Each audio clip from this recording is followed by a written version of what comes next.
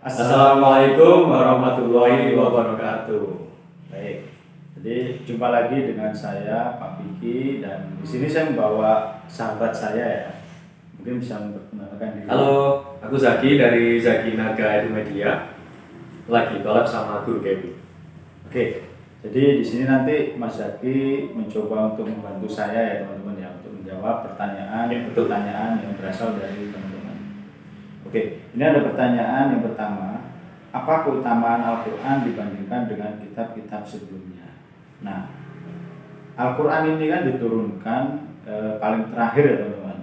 Jadi yang pertama itu ada kitab Zabur, ada kitab Taurat, ada kitab Injil, dan terakhir kitab Al-Quran. Jadi Al-Quran ini utamanya yaitu menyempurnakan dari kitab-kitab sebelumnya.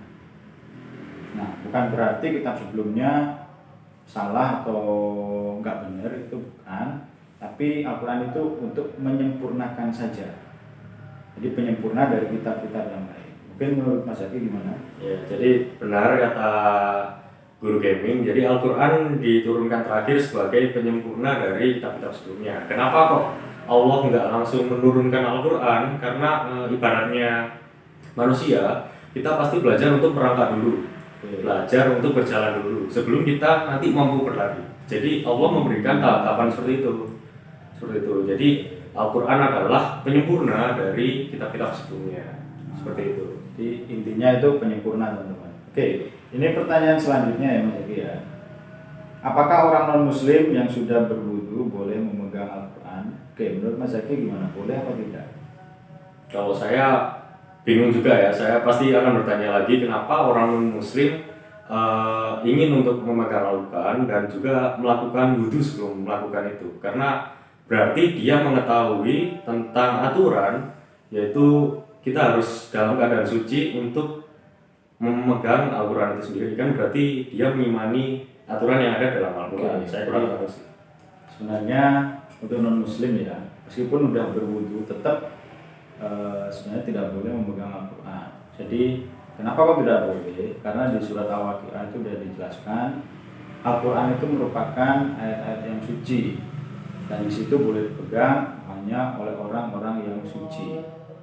Nah, sedangkan non-muslim ini meskipun berwudu tetap karena agama mereka masih non-muslim, belum sebagai mualaf, jadi tetap dikatakan belum bersuci. Jadi seperti itu ya teman-teman ya. Jadi tidak boleh. Jadi seperti itu Mas Zaki. Oke, itu ilmu baru buat saya. Terima kasih. Oke, pertanyaan selanjutnya. Bagaimana jika orang yang diberi amanah meninggal dunia sebelum amanah diselesaikan? Apa hukumnya? Oke, mungkin saya sedikit menjawab dulu ya teman-teman ya. Jadi amanah itu sama kayak memberikan suatu kepercayaan ya, kita bisa menjalankan kepercayaan, itu namanya amanah. Nah, kemudian kalau kita diberi amanah, kemudian kita meninggal sebelum melaksanakannya, nah, apa hukumnya? Saya rasa hukumnya ya gugur teman-teman ya, gugur. Jadi ya, sudah tidak ada hukum lagi, jadi bukan wajib lagi ya teman-teman ya. Semisal seperti ini ya teman-teman, ada misal si A, saya menyuruh si A untuk fotokopi misal di seberang jalan. Nah, sebelum amanah itu dilaksanakan, ternyata si A itu ketika berangkat mengalami kecelakaan. Nah, kecelakaan sehingga meninggal. Misal ya, ini misal loh ya, semoga tidak terjadi. Nah, berarti kan amanahnya belum terlaksanakan, jadi ya amanahnya gugur.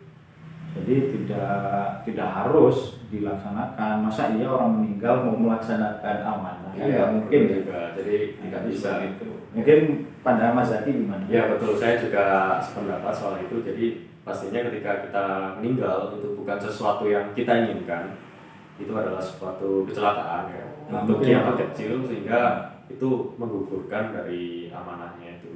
Itu disebut berkaitan juga dengan takdir mungkin ya. Oh iya, itu takdir Allah, sudah takdir lah. Ya. Oke, ini ada pertanyaan selanjutnya Mas Zaki ya.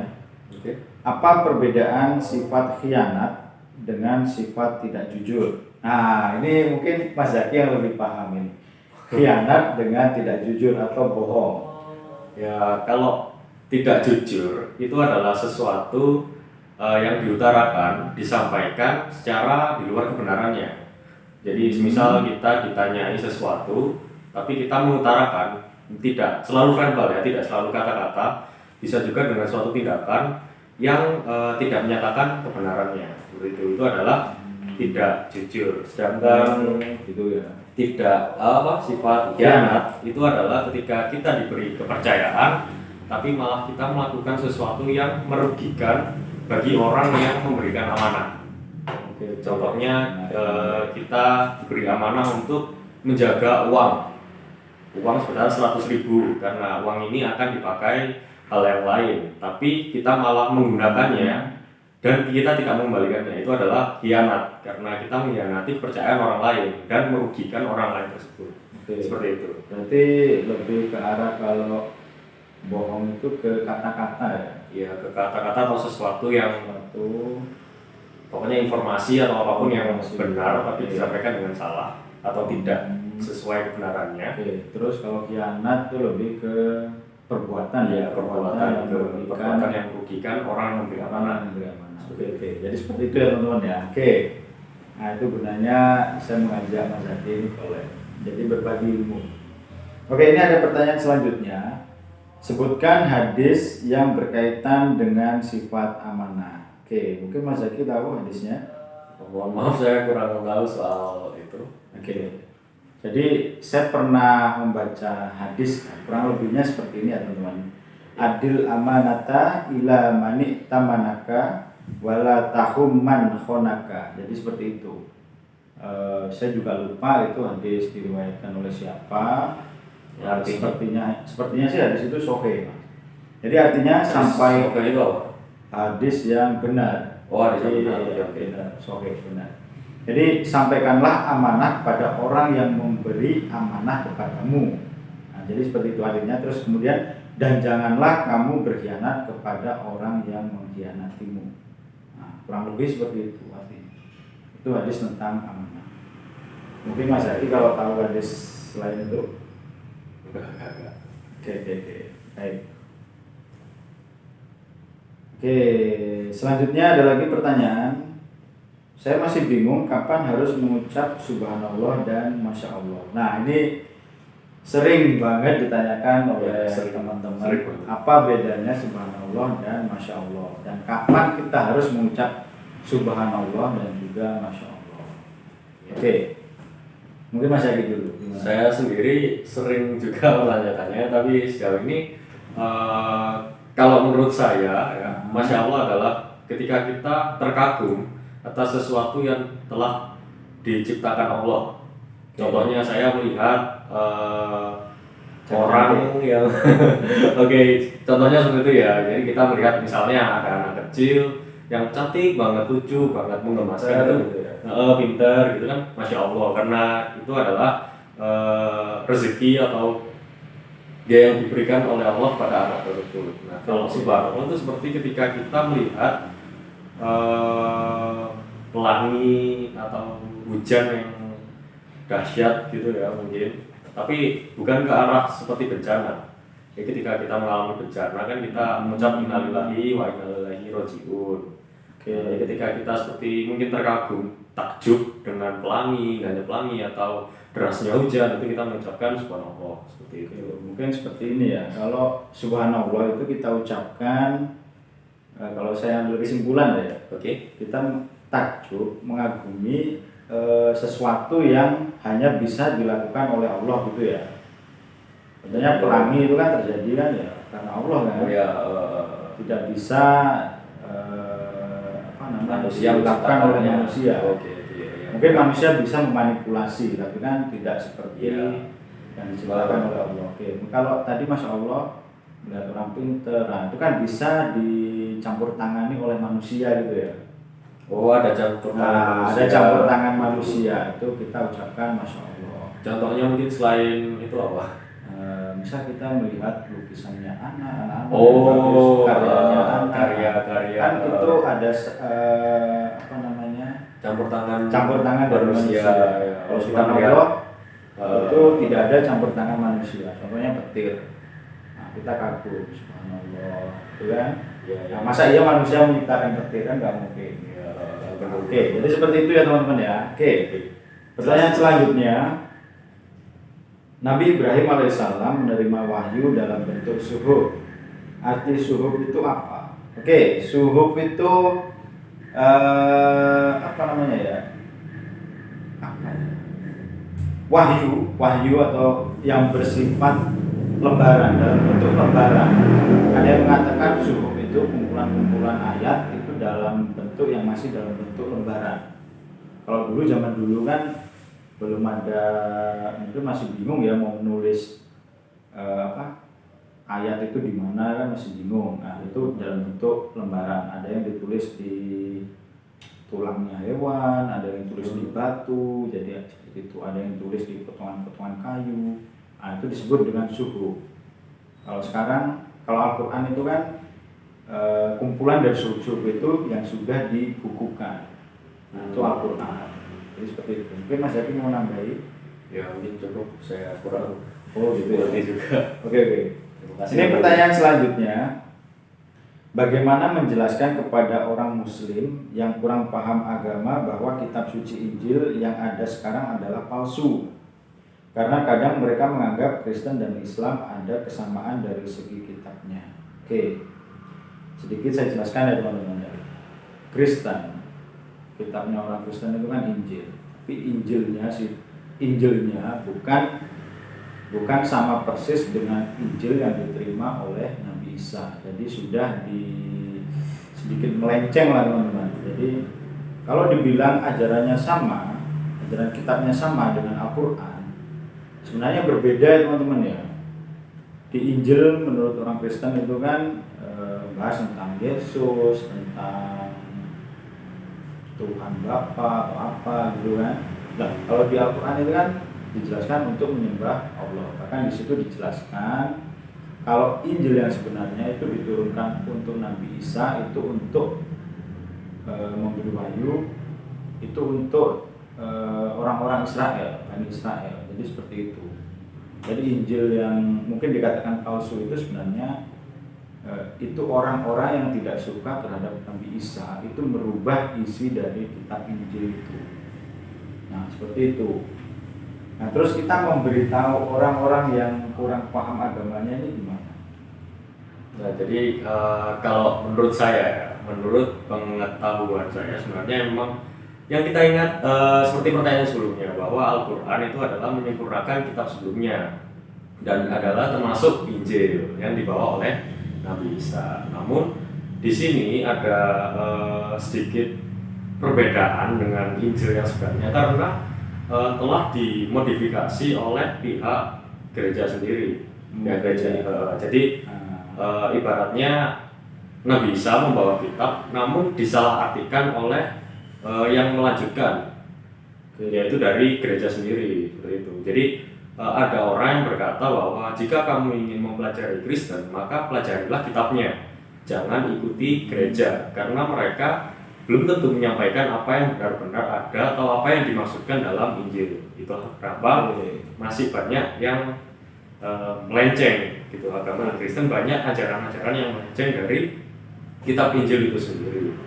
Nah jadi kalau untuk menyampaikan kepada orang Muslim, jadi sebenarnya yang awam, jadi kita harus tahu bahwa Injil termasuk kitab yang diberikan oleh Allah kepada Nabi Isa. Jadi di rukun iman pun kita juga diwajibkan untuk mengimani kitab-kitab Allah, tidak hanya cuma Al-Quran. Jadi keempat kitab Allah itu harus kita imani.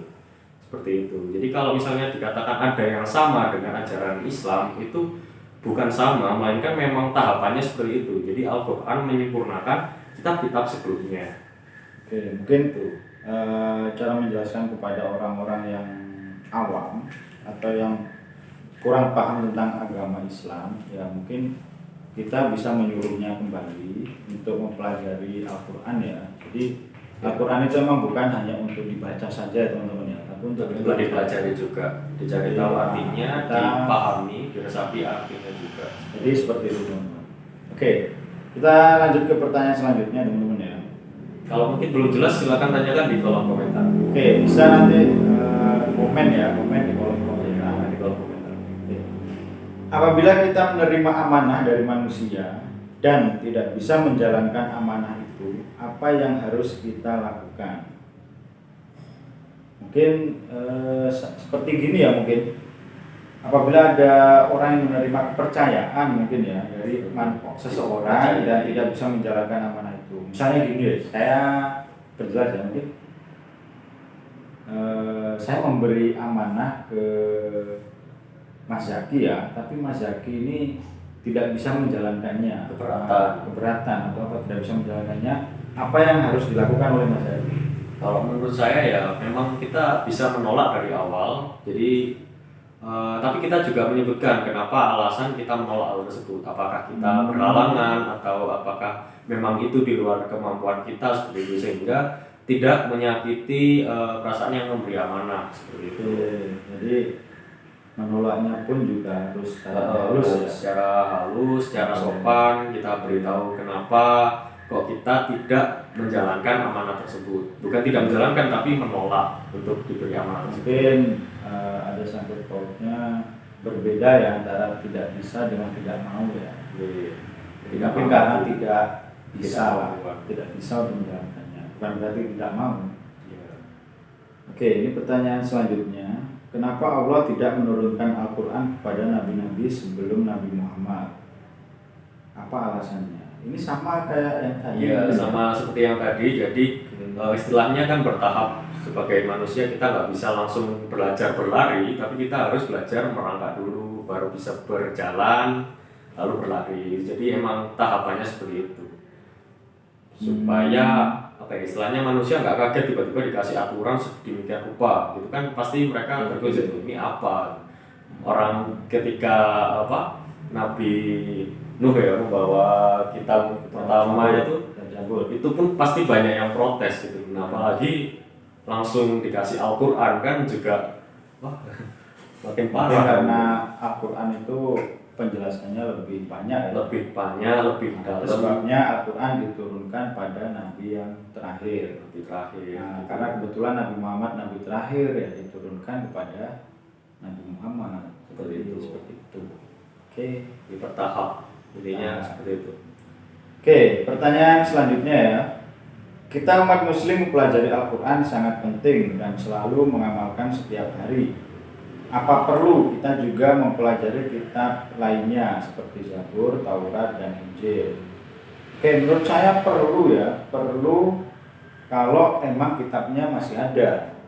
Kalau misal kita sudah tidak menemukan kitabnya ya tidak apa-apa tidak mempelajarinya, karena Al-Quran seperti yang dikatakan tadi ya teman-teman ya, Al-Quran itu sudah mencakup semuanya. Apa yang ada di dalam Zabur, Taurat, Injil itu sudah ada di Al-Quran. Itu sudah sebagai penyempurna. Jadi Nabi Nuh sampai Nabi Muhammad semuanya tercantum di Al-Quran. Dari Nabi Adam ya.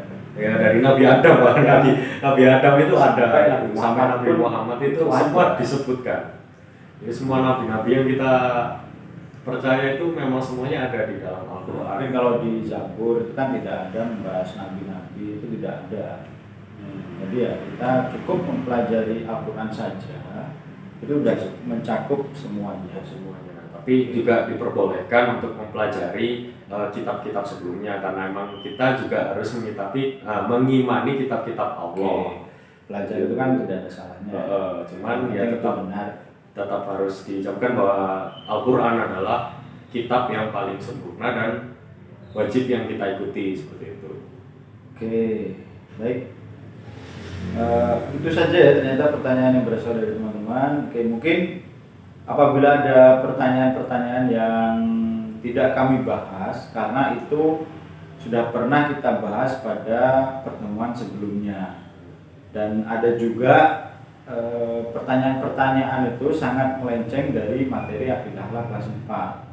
Contohnya ada yang bertanya tentang bab-bab selanjutnya, itu emang belum dibahas teman-teman, jadi nanti ada akan dibahas di pertemuan selanjutnya. Mungkin nanti kalau ada pertanyaan-pertanyaan lagi mungkin kita akan collab lagi ya mungkin. Ya bisa mungkin. Kalau Mas Zakinya sibuk Nanti saya akan mencari teman-teman yang lain untuk Saya diselingkuhin gitu. Iya. Diduakan. Oke, baik itu dulu ya teman-teman ya. Jadi kalau ada salah kata dari kami minta maaf yang sebesar-besarnya. Ya, saya pribadi. Akhir kata, Assalamualaikum warahmatullahi wabarakatuh. Thank you. Sakinah juga, kesakinah.